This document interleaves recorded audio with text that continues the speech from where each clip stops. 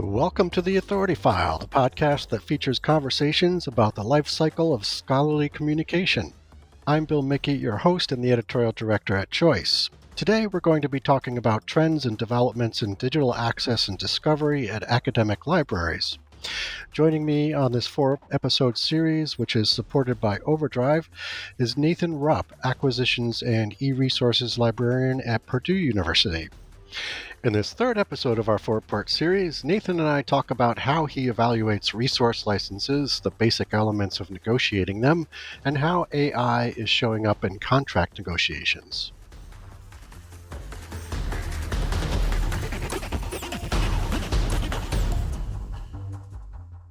Okay, so let's move into a conversation around licensing. And in a forthcoming Against the Grain article on digital access, you outline several elements you look for when evaluating resource licenses. And I'm wondering if you could walk us through those key items. Sure, I can do that.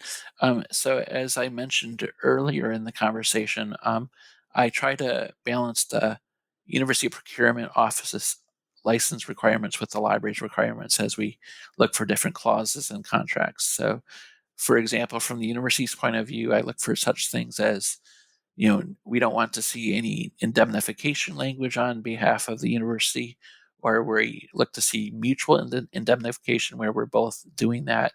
We look to have the license governed by our state laws and license disagreements adjudicated in our state, not somewhere else on the other side of the ocean, for example. Mm-hmm. Um, we don't really want to see dispute resolution by arbitration.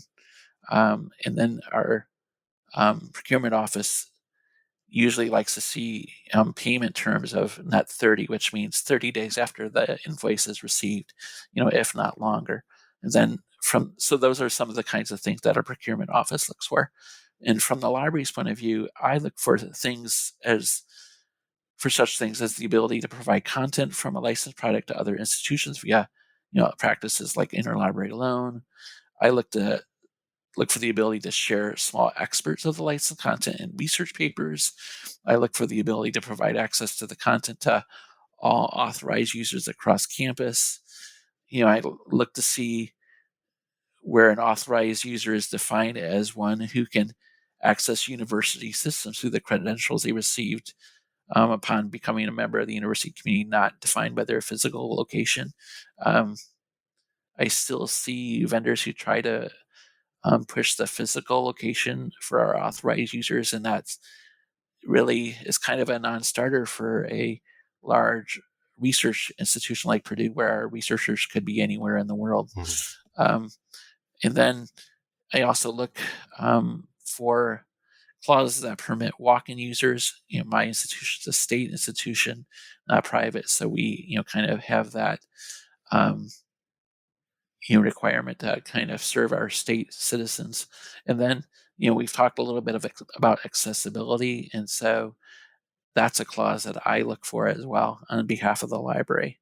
So for contracts that are low dollar figures, I'm kind of responsible for taking the lead and running with those, but I do have these different perspectives that I have to honor, both for libraries and both for our general procurement office. When I started my job at Purdue, for example, I went through a brief training with our procurement about the kinds of language to watch out for. And then, on the other hand, we've put together a list of clauses to look out for on the behalf of the library as well. And to support all this licensing work, we maintain a library of clauses that we use to kind of um, argue for in the contracts. And I know that sounds super technical and great, but really it's an Excel file with suggested language that we can refer back to. Okay, excellent. So it's sounding like you're kind of keeping an eye out for common issues in the licensing agreements as you come across new ones. But I'm wondering if there are any basic elements of the process of license negotiation that have changed. What new concepts might be starting to be introduced into licenses that you're contending now with? Um, how is that negotiation process changing in your view? Yeah, I can attempt to answer that one. Um, what I see a little bit of is vendors relying more and more on terms and condition posted online. So we'll begin the licensing dance or discussion with a vendor, and they'll point me to a website where their terms and conditions are located.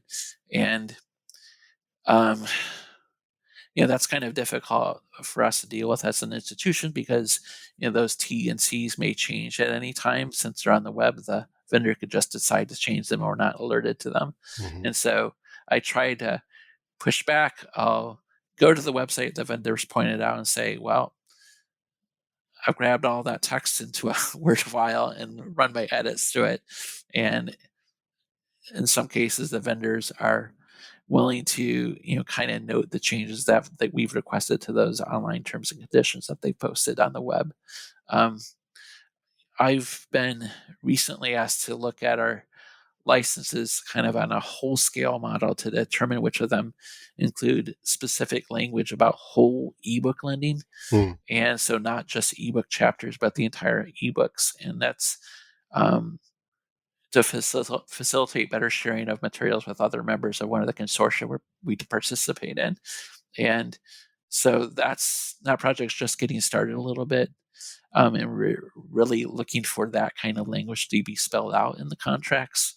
Um, so we'll see we'll see how that goes. It's whole ebook lending is kind of a new concept, so a lot of our ebook contracts are not super current or whatever. So it's going to probably take some negotiation on our part and the vendors to Mm. get those the way we want them. Exactly.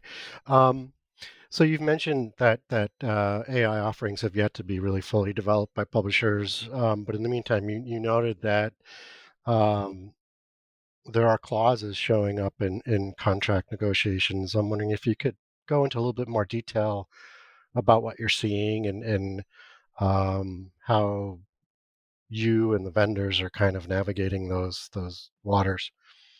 Yep, sure. We're looking to kind of restrict or remove those AI prohibitions from contracts so that we can enable our researchers to do whatever they want to with the content. Mm. Um, but I was just having a conversation with a vendor about this today, in fact, and those kinds of clauses usually talk about using you know internet robots or spiders to grab the content. And so I made the point that we're really just trying to do research on that content. We're not trying to scrape it off a vendor's website to resell it or what have you. And I don't know what the outcome of that conversation will be like yet, but um, I felt that was a good distinction to make to maybe get that part of the clause, or part of the restriction removed from the contract. Yeah, I mean, because we're seeing just in general news about how the creative community is pushing really hard to make sure their content isn't subsumed in large language models and used for who knows what. And I guess you Yeah. could kind of, you know, think that academic publishers are doing something similar with their clauses, but in a research context, that might be a different ask to make. Well, I think that's a good point to make. If you think about a typical researcher at Purdue, we alluded a minute or two ago to the whole idea of read versus publish, Hmm. and our researchers at Purdue are doing both in some cases. Yeah. And as a reader or a researcher, they may want to run an AI language model on a piece of content, but if they're the creator of that piece of content, they may not want that done. So, even within the same researcher on a campus like Purdue's, we might have conflicting feelings about how AI is done. Hmm.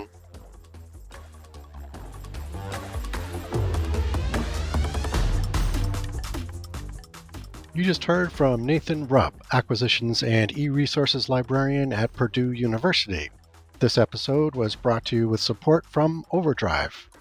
Join us next week when Nathan gives us a forecast of digital preservation, especially now that most libraries prioritize e-resource acquisition.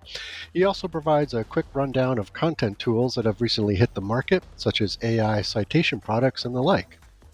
As always, underwriting opportunities for the Authority File podcast are directed by Choice's advertising director, Pam Marino, and all of our episodes are produced and edited by Choice's digital media producer, Sabrina Kofer, with support from digital media assistant Ashley Roy.